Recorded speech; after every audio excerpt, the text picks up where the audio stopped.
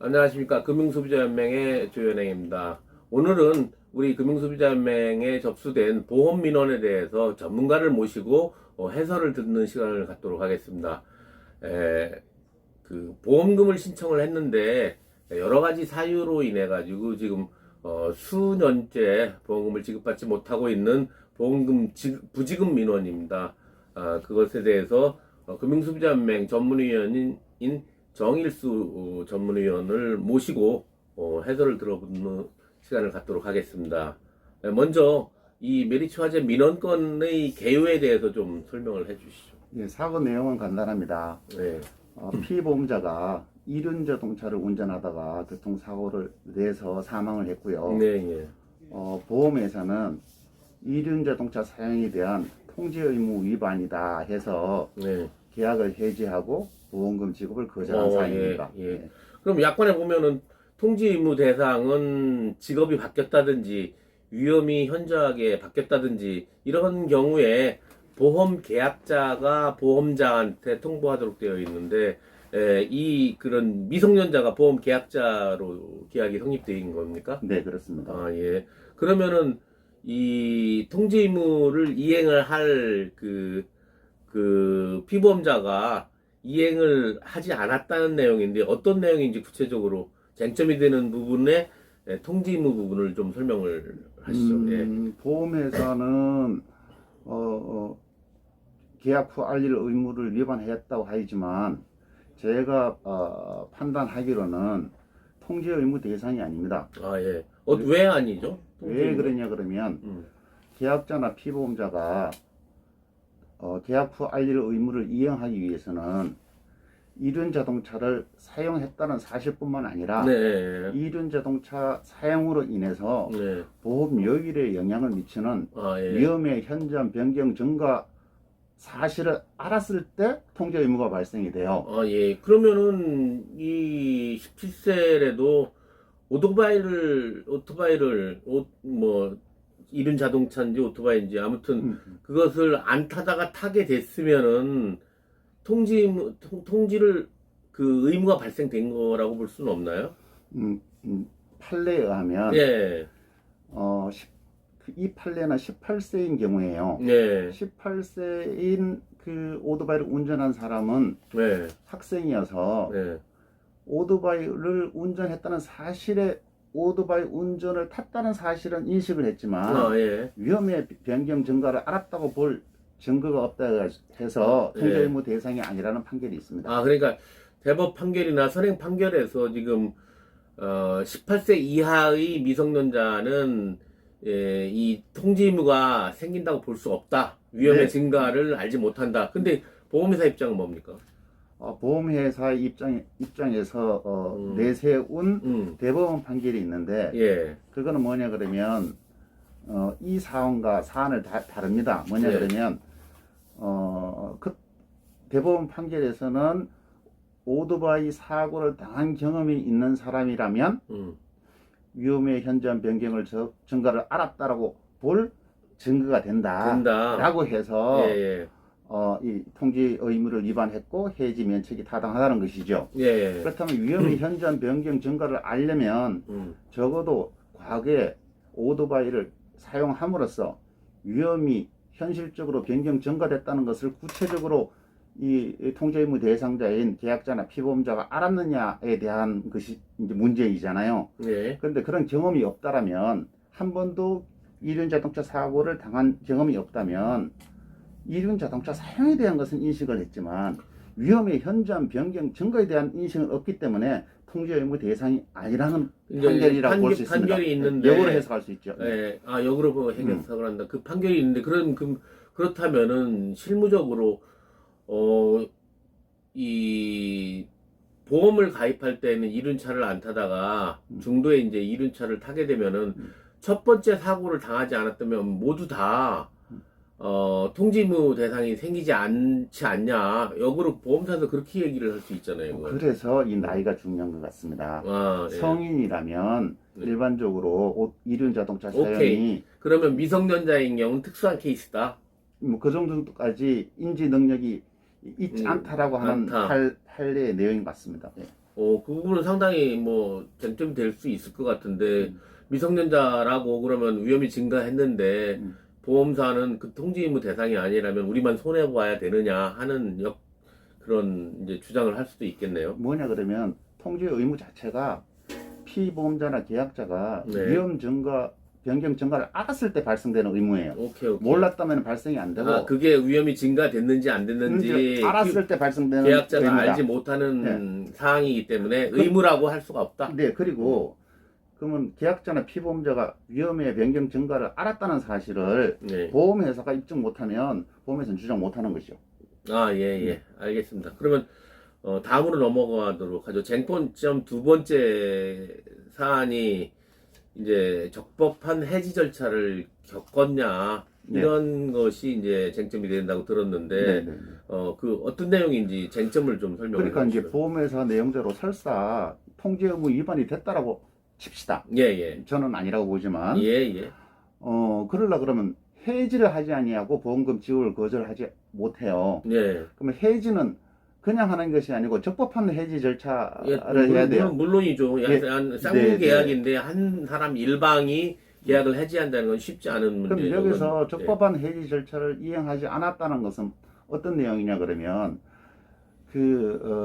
망인에게는 부모님이 계세요. 예. 근데 부모님이 상속인이고 예. 부모님이 이혼해가지고 딴 데서 합니다. 예. 근데 이 해지 문서를 예. 아버지한테는 도달이 됐지만 예. 어머니한테는 도달이 안 됐어요. 예. 그러면 이 판례나 아니면 민법에 따라서 이 해지의 적법하게 이행되려면 상속인 모두에게 예. 해지 문서가 도달돼야 되는데 예. 상속인 중 한 명 어머니한테는 도달되지 않았기 때문에 네. 적법한 해지가 완료가 되지 않아서 예. 해지의 효력을 주장 못합니다. 이게 판례에 나와 있습니다. 오케이. 네. 그러면은 이게 굉장히 어려운 문제인데 계약을 이제 보험료를 내지 않았다든지 또는 이게 부당하게 계약이 성립됐다든지 또는 뭐 여기처럼 위험이 현저한 증가라고 판단을 해가지고 이 계약자한테 원래 계약자한테 보내면 되는데 계약자가 사망했기 때문에 계약자 이꼴 피보험자고 피보험자가 사망했기 때문에 네. 그러면 상속인 계약자의 모두에게. 권리를 상속인한테 이제 통보를 해야 되는데 그 상속인이 어머님과 아버님인데 어머님이 이혼해가지고 다른 데를 사는데 네. 보험사에서는 아버님한테 이제 해지 통보를 이제 어머님 문서랑 같이 보냈는데 네. 아버님이 그걸 두 개를 다 받아가지고 네. 어머님한테 전달이 안 됐다. 그렇습니다. 또 아버님 자체가 받는 것이 이게 잘못된 통지다. 이런 주장을 이제 계약자가 하는 거죠. 민원인 측에서 하는 거죠. 그렇습니다. 네. 근데 보험사는 뭐라고 지금 항변을 하는 겁니까? 보험사는 이것이 적법한 해지 절차를 밟았다고 주장하죠. 주장하죠. 근데 예. 저도 잘 모르겠어요. 그러니까 둘 중에 한 사람한테만 가면 된다라고 하는 주장도 하나 하고 예. 그래도 무방하다는 주장도 하나 하고 아니죠. 이게 그 권리가 네.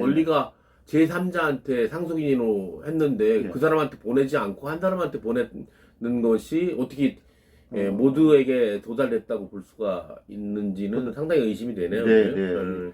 또 하나의 이게 이유는 이 사례가 아니라 예를 들어서 계약자를 이제 사망시 수익자를 지정할 수 있지 않습니까? 지정을 뭐 제3자로 해놨다면은 한 사람한테 보냈다면 그 제3자는 그냥 그 계약자 권리에 해당되는 사항을 포기당해야 되는데 그게 전적으로 동의할 수 있는 사항이 아닌 것 같습니다. 그렇습니다. 예. 또 하나 예. 약관에 보게 되면 주소 변경 통지 의무가 있는데 네. 주소 변경 통지를 하지 아니하면 종전 주소로 보낸 것으로 도달된 것으로 간주한다는 도달의 간주 규정이 있어요. 예. 근데 도달 간주 규정이라는 것은 보험회사의 일반적인 주요 의무를 다 했음에도 불구하고 알 수 없었던 경우인데 이 아버지한테 물어서 엄마 주소를 물으면 충분히 알 수 있을 텐데 그러한 주의를 하지 아니했기 때문에 도달 간주 약관을 주장 못합니다. 이것도 대법원 판결에 나와 있어요. 좋습니다. 그 논리도 괜찮은데 그러면은 이 보험금을 망인. 보험금을 이 망인의 아버지가 이제 청구를 한 거잖아요. 그렇습니다. 아버지가 청구하면서 그 이혼했다 또는 그 따로 거주를 한다 이 내용이 보험사가 알도록 통보를 한 것입니다. 네, 보험금 청구를 할 당시에 네. 가족관계 증명서하고 기본 증명서가 있어요. 예. 기본 증명서를 보면 이혼했다는 사실을 알 수 있고, 예.